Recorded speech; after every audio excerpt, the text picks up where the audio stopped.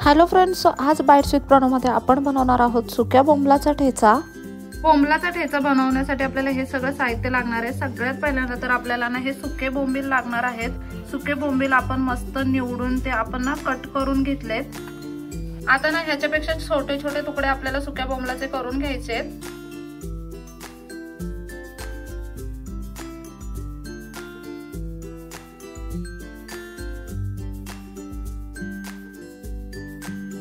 असे ना छोटे छोटे पीस आपण करून घेऊयात आता बोंबलाचे। इथे ना हे बोंबील अगदी बारीक बारीक पातळ असे आपण चिरून घेतलेले आहेत। आता ना हे बोंबील आपल्याला धुवून घ्यायचे आहेत।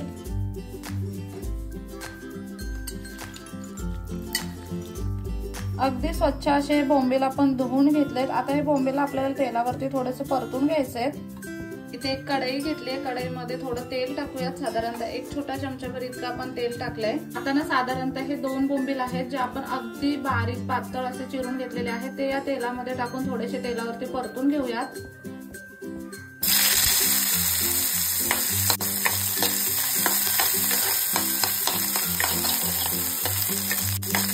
आता ना हे अगदी छान असे परतून घ्यायचे आपल्याला बारीक असं, ते एकदम कुरकुरीत झाले पाहिजेत बोंबील। इथे ना अगदी खरपूस अगदी कुरकुरीत असे हे बोंबील आपण तेलावरती मस्त परतून घेतले। त्यांना आता एका प्लेटीमध्ये आपण काढून घेऊयात। आता हे बोंबील आपण एका प्लेटीमध्ये काढून घेतलेत। आपण ना तीच कढई घेतली। कढईमध्ये ऑलरेडी थोडं तेल आहे, अजून थोडं तेल यामध्ये ऍड करूयात। आता यामध्ये ना आपण अगदी बारीक चिरलेला कांदा टाकायचा आहे।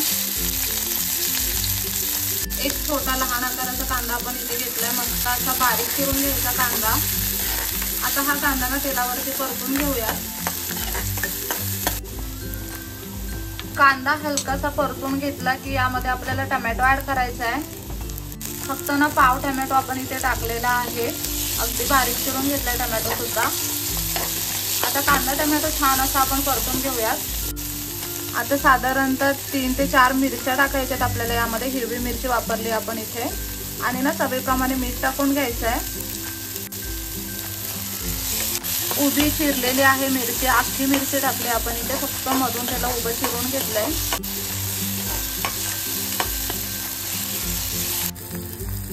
आता इथे ना आपल्याला चमचाभर इतका हा ठेचा टाकायचा आहे। आलं लसूण मिरची आणि कोथिंबीर वापरून हा ठेचा आपण करून घेतलाय।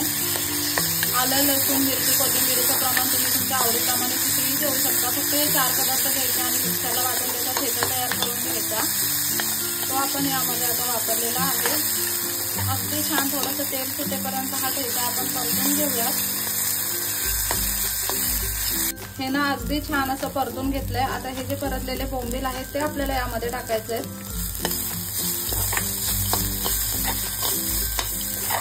आता आपल्याला गॅस बंद करून घ्यायचा आहे आणि ना आता हा ठेचा आपल्याला प्लेटीमध्ये काढून घ्यायचा आहे। ह्याच्यावरती ना आता आपल्याला लिंबू पिळून घ्यायचा आहे।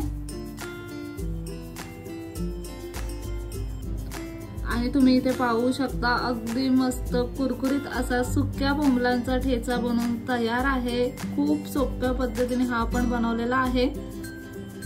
मस्त असा कोणत्याही भाकरी सोबत तुम्ही हा ठेचा खाऊ शकता। सोबत थोडासा कांदा घ्यायचा, अगदी अप्रतिम लागतो खायला।